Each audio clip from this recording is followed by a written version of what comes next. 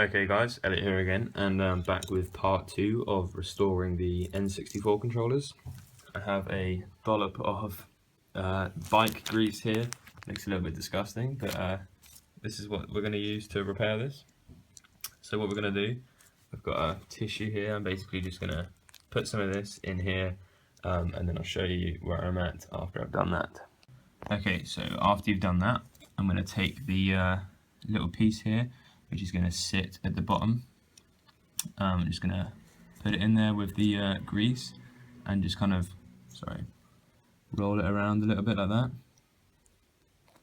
And then I'm going to assemble the other piece and we're going to put it in, and I'll show you the joystick after we've done that. Okay, so I've assembled the top half and the bottom half, and all I'm going to do now is just put this on here.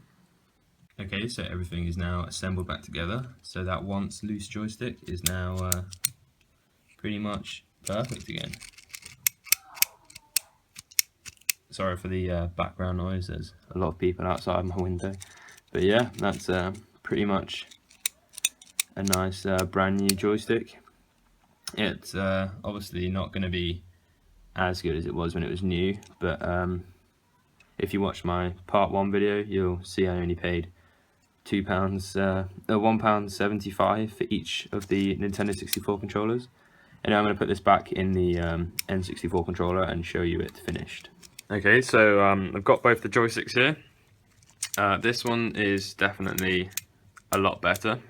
You can see some of the grease is kind of coming through, but I'll wipe that off eventually after the grease is kind of settled a little bit more. This one's not as good, but this one was really loose to begin with, but it's still better than it was. And I thought what I'd do is just pop them back in the housing and then test them out for a little bit and give you a little bit of a kind of response and see how well just using grease worked. So I'll speed this all up.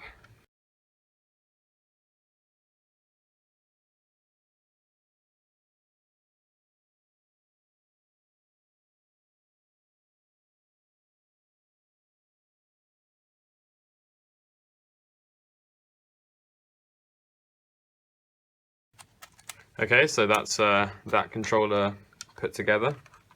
It really does look a lot better than it did when I saw it on the floor at the car boot sale. Pretty certain this is going to be okay now to play some games. Probably not going to use it too much because, you know, it is still not exactly how it was when it was new. But you can pick these up for quite cheap on eBay. You can get them for about £3. But the only problem is they're not the official ones. So I don't know how well they're gonna act. Maybe I'll pick one up and then do a review. A fair amount of Mario 64 with this controller.